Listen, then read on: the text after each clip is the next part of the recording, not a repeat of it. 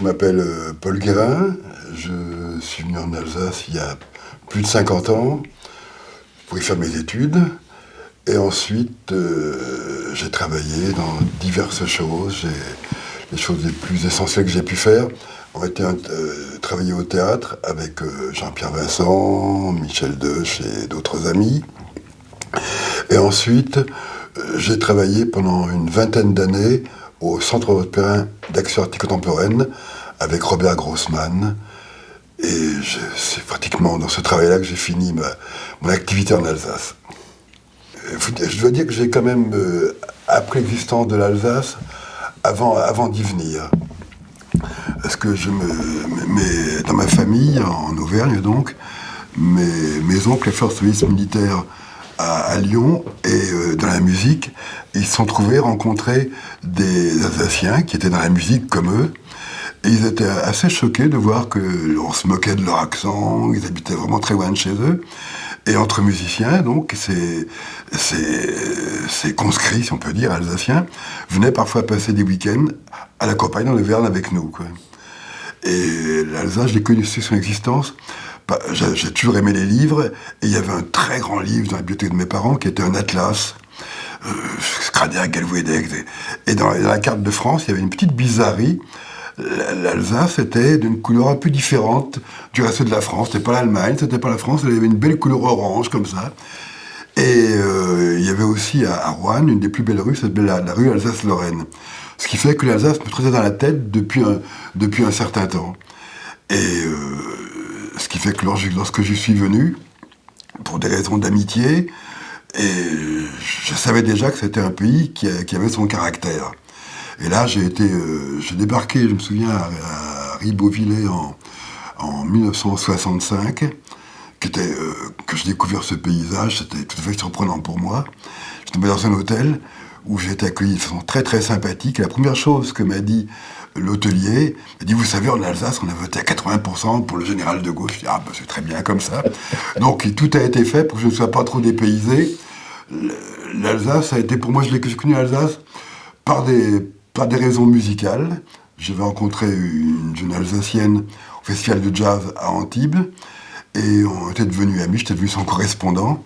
Et au lieu de s'envoyer des petites lettres, on a eu une correspondance de lettres de 4, 8, 10 pages pendant 1 an. Et du coup, je subodorais déjà que l'Alsace était un pays, non seulement dont on parlait de la littérature.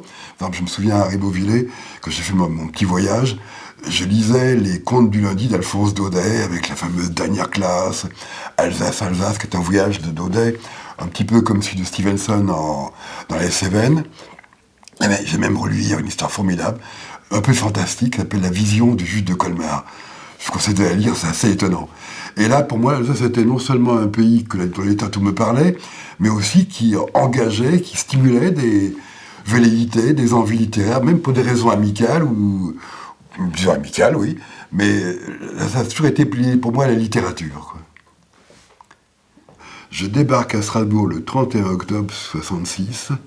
Le 31 octobre, il y avait un concert au Palais des Fêtes de l'American Folk Blues Festival, dont j'avais des disques à Rouen depuis longtemps, et j'ai pu voir en chair et en os les musiciens noirs que j'aimais. 2 jours après, une conférence de Pierre Boulez au Conservatoire, et 3 semaines après, la Nativité du Seigneur à l'orgue de Messiaen jouée à l'église Saint-Guillaume. Tout ce que j'aimais beaucoup dans ma région, je l'avais ici, en chair et en os, et en pleine excellence, quoi. L'Alsace, pour dire une chose drôle, c'est le premier endroit où j'ai vécu, où j'ai pu enfin rencontrer des Noirs.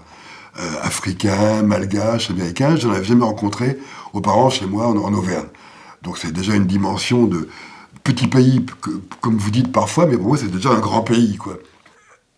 Avec le recul que j'ai jamais été moi-même victime de mauvais accueil, mais peut-être parce que je suis arrivé ici solitairement, et pas précédé ou entouré d'une rumeur médiatique sur l'étranger. Disons, je suis venu étranger ici à mes propres frais, en solo, si on peut dire. J'ai pas été introduit, précédé par une rumeur sur ce que pouvait être l'étranger.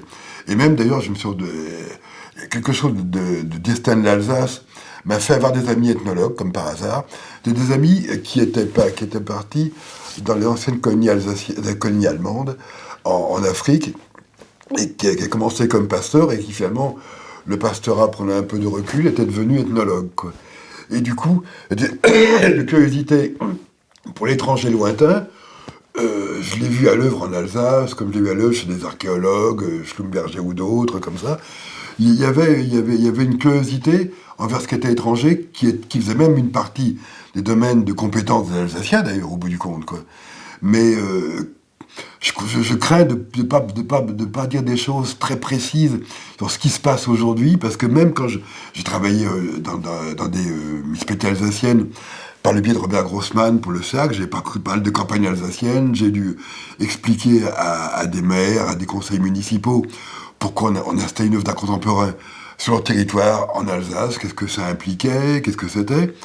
Il y avait dès le départ, dans les motifs de mon arrivée, une curiosité qui était d'emblée favorable, et quand on tenait la route, et que les choses se passaient, on répondait franchement et nettement aux questions, aux attentes qu'il y avait, au moins encore au niveau des responsables alsaciens, et même parfois au niveau des curieux, il y avait plutôt des bons rapports, quoi. Plutôt des bons rapports, quoi. Mais je crois que dans la période récente, j'étais dans une sphère tellement particulière que je ne peux pas dire des choses très générales sur le changement de l'Alsace. À la limite, sur l'Alsace, j'ai peut-être même un peu participé dans ma mesure à moi, comme tout le monde d'ailleurs, quoi.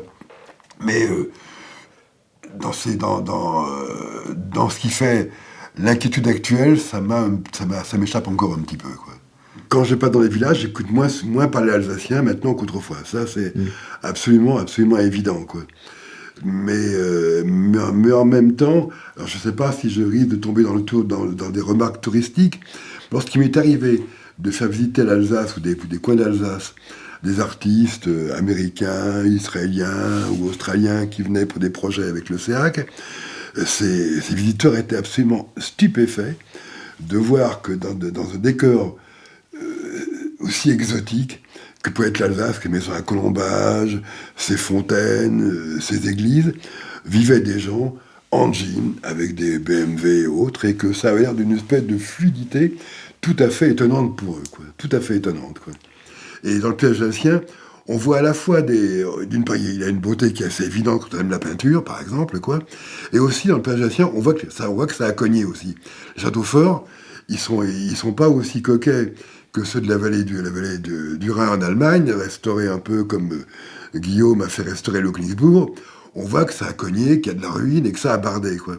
Et ça, des marques de l'histoire comme ça a quand même sa force, quoi.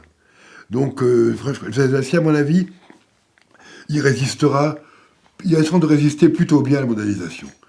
Indépendamment des sauvetages, ou des badigeonnages ou Disneyland qu'on va y faire, quoi.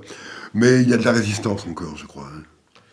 Je pourrais même prendre un Alsacien moi-même, par exemple, mais avec seulement le handicap qu'effectivement je parle pas le dialecte, mais il y a quand même, mais même, admettons que je sois alsacien, on sait jamais, il y a quand même un point commun que j'imagine d'un Alsacien, c'est quelqu'un qui n'a jamais pu faire fi de l'histoire mondiale avec tous les coups durs qu'elle a pu asséner depuis pas mal de temps, je crois. Je crois que l'Alsace est déjà, à mon avis, un petit modèle réduit de l'Europe, en quelque sorte, quoi.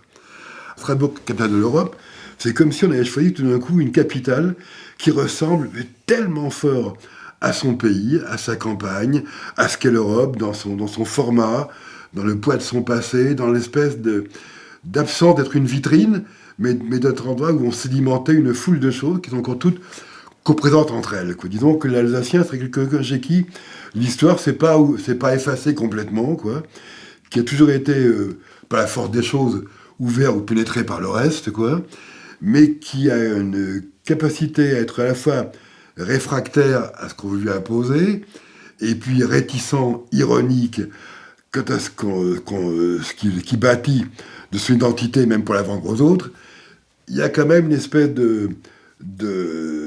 pas de second degré, mais une espèce de conscience d'un décalage dans la jouissance de ce qui a à jouir, ou dans la peine de ce qui a à endurer, qui me les rend assez proches, même, d'ailleurs.